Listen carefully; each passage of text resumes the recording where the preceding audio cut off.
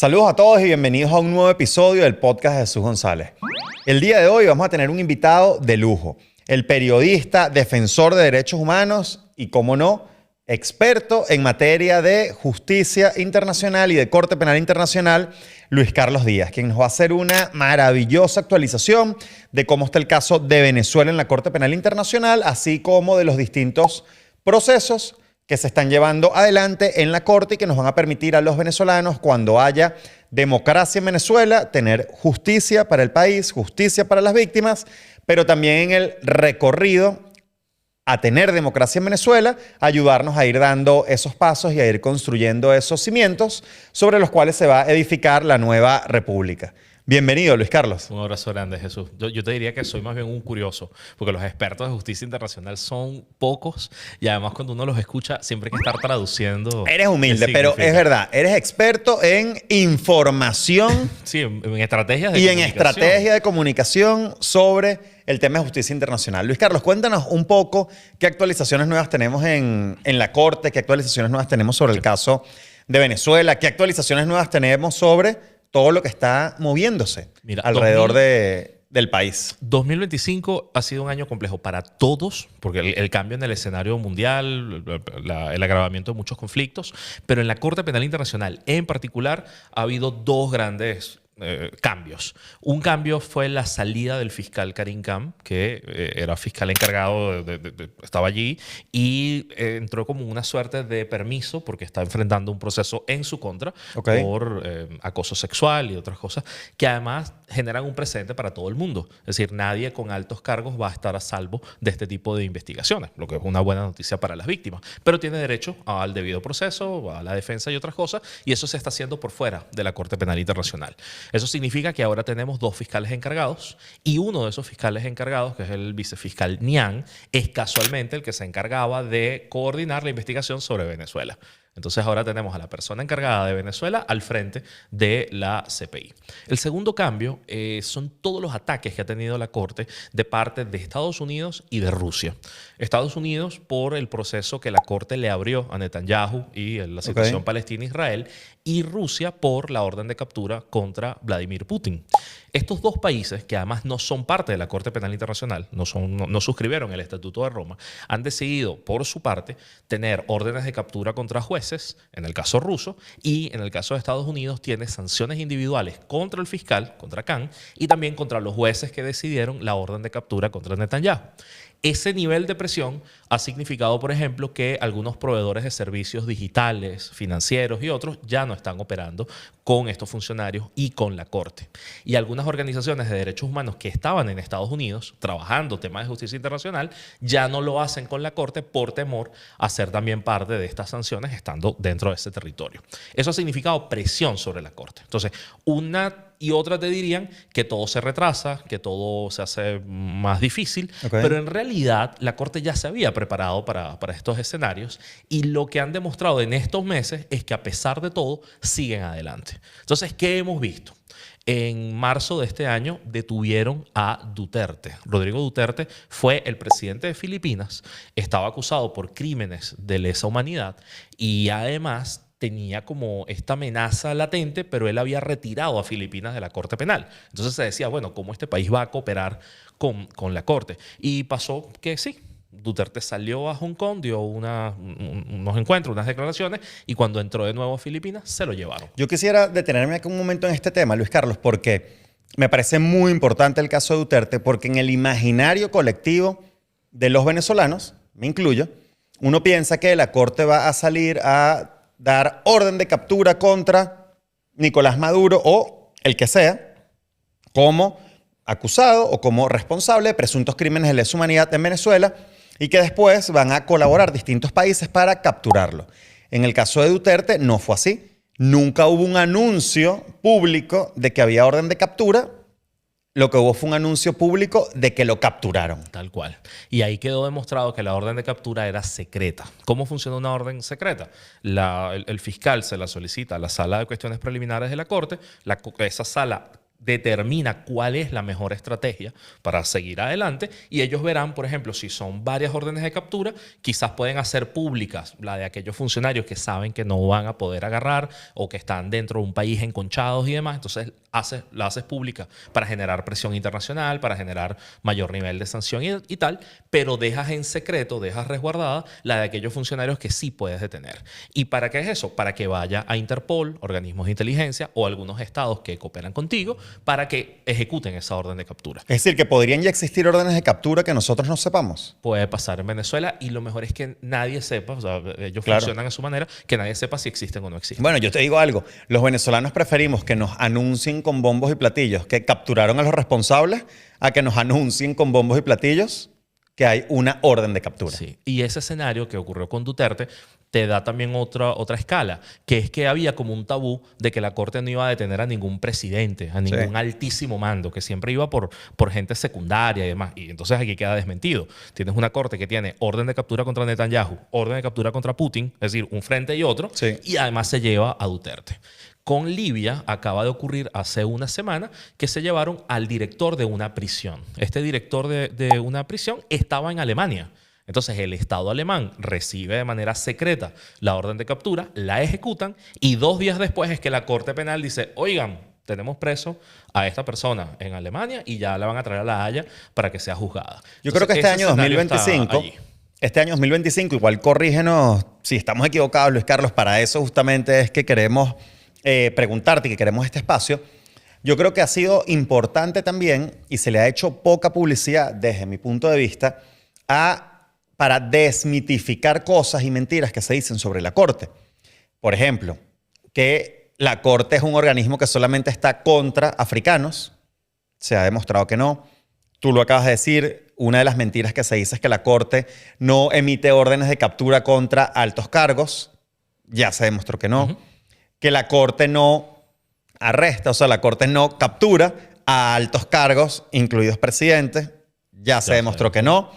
Y que la Corte lo único es perro que ladra, ¿no? O sea, es decir, simplemente hace anuncios, pero no hace nada concreto. Muchas veces, y ya se demostró este año, hace cosas concretas sin hacer ningún anuncio previo. Yo creo que eso es importante también porque los venezolanos sentimos, no solamente de la Corte, y quería consultarte sobre esto porque además tú eres experto en comunicación, los venezolanos sentimos de los distintos organismos internacionales. ¿Qué es eso? Que es mucho anuncio, ¿no? Sí. Mucho bla bla y Sí, pocas acciones. Yo también tengo que manejar esa propia ansiedad de la víctima que espera respuesta o del defensor que espera que pase algo con el trabajo que hace el resto del movimiento de derechos humanos en Venezuela. Y lo que he ido aprendiendo es que uno tiene que ver cuál es el mandato de estos organismos, hasta dónde llegan. O sea, la ONU no es un tribunal, no tiene una policía. La Corte Penal Internacional, si es un tribunal, no tiene policía. O sea, no va a ir a detener a alguien. Entonces tienes que ir armando una suerte de rompecabezas donde tienes distintos actores y por supuesto que sí, la justicia internacional tiene unos ritmos que son desesperantes para nosotros, pero que siguen avanzando. Y eso también es una buena nueva. ¿Qué pasa? Que en Venezuela además se sumaron otras cosas y son campañas hechas por el propio chavismo o hechas por personas que se hacen pasar por radicales opositores, pero que están conectados con el chavismo, Sí. que están hechas para desesperanzar a la gente. Para decirte, no solamente la Corte no va a hacer nada, sino que te dicen es que la compraron, es que le dieron unos lingotes de oro, es que cuando fueron a Caracas se llevaron unos maletines de dinero. Y una cosa que no pueden comprobar de ninguna manera. Bueno, recuerdas que el año pasado explotó todo este tema que decía que la Corte estaba comprada por el chavismo porque la cuñada del fiscal estaba trabajando en el equipo de defensa de Venezuela. ¿En qué paró eso, Luis Carlos? ¿En qué paró el trabajo que le hacía la cuñada del fiscal a Maduro para intentar detener el proceso de Venezuela en la Corte? Que fracasaron. Ella fue una de sus abogados defensores en la apelación y esa apelación que se hizo en noviembre del 2023 la perdieron completamente. De 6 apelaciones perdieron las 6, lo que significa que la ganaron 2 partes, las víctimas y la fiscalía. La fiscalía fue la que más duramente argumentó por qué el proceso tenía que seguir. Entonces teníamos que escuchar en paralelo gente diciendo, pero es que la fiscalía es cómplice. ¿Cómo que cómplice? Si fueron los que se defendieron como fuerza. Es decir, Maduro contrató a la cuñada del fiscal para defenderlo, hubo 6 apelaciones y perdió las 6 en la Corte. Todo. Y eso además era inédito en la corte, no había Pero pasado. eso no trasciende a los medios de comunicación. O quizás sí, Es que pero sí no llega la trascendió. información a Y Venezuela. fíjate cómo funcionan estos aparatos. La apelación fue en noviembre, la decisión salió en marzo del 2024, se ganó, fue noticia, celebramos, y la nota sobre la cuñada del fiscal salió en septiembre del 2024. De hecho, la respuesta de la corte fue, miren, esto no fue un problema el año pasado. Nadie lo reclamó el año pasado. Claro. Nadie dijo nada. Entonces, más bien se hizo mucho ruido sobre algo que ya era agua pasada. Entonces, en este momento, ¿qué ocurre? Que hay un mejor estado de las cosas. Porque sí, justamente se estaba señalando a Karim Khan, pues en este momento ya no está. Pero te das cuenta además que las instituciones son personas, sí, pero no son personalistas. El equipo de la Fiscalía son cerca de 200 personas y el equipo de Venezuela sigue trabajando, independientemente de que Karim Khan ya no está en ese cargo. Eso te iba a preguntar, lo que pasa es que entramos por el segundo tema. Dijiste que habían sustituido, digamos, al fiscal por el proceso que le está enfrentando por 2 fiscales encargados en este momento, de los cuales uno no solamente ya estaba al tanto del caso de Venezuela, sino que lo estaba llevando. Sí.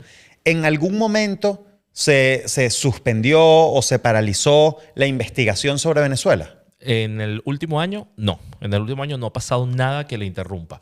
En el año 2021 y 2022 sí pasaron cosas graves porque el Estado venezolano prometía cooperar con la corte y la engañaba. Le decía, yo te voy a mandar unos papeles. Entonces mandaba una caja y decía, bueno, te tengo que mandar 8 más. Entonces mandaba la otra un mes después, 2 Como meses las actas. Después mandaba... Eso es como las actas de votación. Mandaba un material que no tenía sentido. Decía, bueno, tradúzcanlo ustedes. Y la corte decía, ¿por qué tengo que traducir yo esto? O sea, intentaron retrasar mucho el proceso. La corte tiene que esperar actuación de buena fe del Estado, pero no por eso detenerlo. Y por eso es que se hicieron las apelaciones y se ganaron, porque se demostró que el Estado venezolano no coopera, no cumple, no investiga dentro del país, no ha sancionado ningún alto mando, no ha investigado, le ha garantizado impunidad, ha ascendido a gente señalada de crímenes. O sea, el Estado venezolano se ha casi que autoincriminado, se ha ganado todos los tickets para que la corte avance. Entonces la gente pregunta, ¿y por qué no avanza? Eso tiene una explicación más sencilla de lo que parece. Demostrar crímenes de lesa humanidad significa que tú tienes que hacer la trazabilidad entre los crímenes que ocurrieron y las órdenes del alto mando. Mientras más personas haya en esa cadena, más pruebas tienes que establecer. Entonces, llega un momento en el que no depende solamente de las víctimas, porque las víctimas pueden decir, a mí me pasó esto, lo otro, una detención arbitraria, una desaparición forzada, tortura. Y sí, esos son crímenes y ocurrieron y son terribles. Pero tú tienes que demostrar no solamente que ocurrieron, cosa que ya sabemos todo, sino que se dieron las órdenes en los altos mandos. Entonces, más que las víctimas, necesitas también testigos.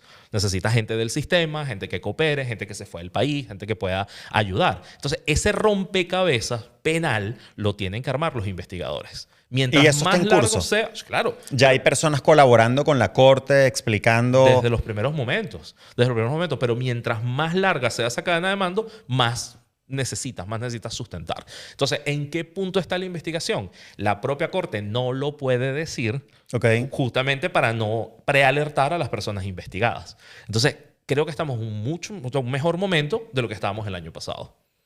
Perfecto. No, y yo me quedo con esto que me estabas comentando de que públicamente no se puede decir todo lo que se está haciendo en privado y de que incluso pudiesen existir ya personas identificadas, órdenes de captura, etcétera, pero que no se han hecho públicas. Es decir, técnicamente eso puede pasar, ya pasó este año con otros países, con otros casos. Y por eso tenemos que seguirlos todos. Así es. Y hago un breve resumen. Sí. Filipinas, a Duterte le van a leer los cargos el 24 de septiembre.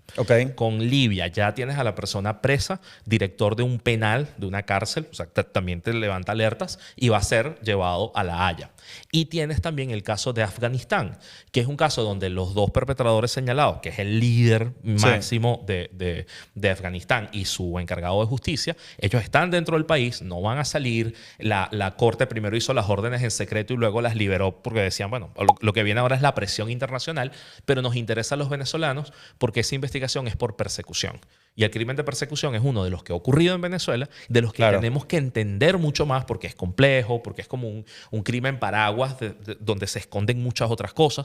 Y ahí es donde tenemos los venezolanos que seguir documentando pruebas. Entonces tienes que seguir todos los tableros porque todos nos interesan y algunos nos pueden ayudar a alimentarnos. De acuerdo, totalmente. Otra pregunta que tengo acá para ti es que muchas veces nosotros no entendemos la diferencia, que tú lo estabas diciendo, de cuál es el alcance de los distintos organismos internacionales. Yo tengo entendido que la Corte no juzga gobiernos, regímenes, estados, sino que juzga personas. Es decir, las órdenes de captura y las personas que son juzgadas, capturadas, etcétera, son individualidades. Los venezolanos también sentimos que muchísima gente le ha hecho daño a nuestro país, le ha hecho daño a nuestros hermanos, a nuestras familias, etcétera. ¿Cómo la Corte construye quiénes son esas personas que van a ser acusadas, sea una, sean dos, sean tres? Lo que tú estás diciendo. ¿Cómo saber si es el presidente, o es el jefe del SEBIN, o es el que lleva el helicoide, o es el que emite los pasaportes, que tiene sin resguardo a 10 millones de venezolanos que están fuera de Venezuela? ¿Cómo la Corte hace esas divisiones, esas separaciones? Y por otro lado, ¿cómo tú crees que se podría sentir un venezolano que siente que quien fue contra él, quien cometió crímenes de lesa humanidad contra él fue X persona, pero la Corte emite órdenes de captura o juzga a otra Y persona? Sí. Eso que me estás preguntando, igual yo no lo tenía claro y se lo pregunté a un investigador de la Corte Penal, porque yo decía, ¿cómo saben ustedes si van por un alto mando, por un mando medio? ¿Cómo es eso? Y me dijo, no. En investigación penal es distinto. En investigación penal tú arrancas con las víctimas, arrancas con los crímenes y luego de ahí vas subiendo. Es decir, tú no vas a buscar qué tienes sobre fulanito de tal a ver qué te aparece. O sea, tú no diriges el peso de la investigación contra alguien. Tú vas desde los crímenes hacia arriba a ver a quién apunta. Y eso es importante porque entonces hay que esperar los tiempos de esa investigación para que puedan escalar lo más posible, para poder sustanciar lo más posible. No, y seguramente, claro, cuando lo planteas así, a mí lo que se me viene a la mente es que seguramente la mayoría de los crímenes de lesa humanidad tienen un grupo muy reducido de personas que son las que dan la orden finalmente. Y esa es la otra cosa, que en Venezuela se ha demostrado que en la última década los responsables de las cosas más o menos son los mismos. Claro. Son pocos los que han cambiado, los que han salido, son muy pocos. Más o menos esta gente se mantiene, se preserva, se guarda, se tapa las cosas. Y eso incluso es peor para ellos porque se demuestra que hay complicidad del sistema judicial, de la investigación, de todo dentro de Venezuela. Los fiscales, los defensores del pueblo, todos están en el mismo sistema.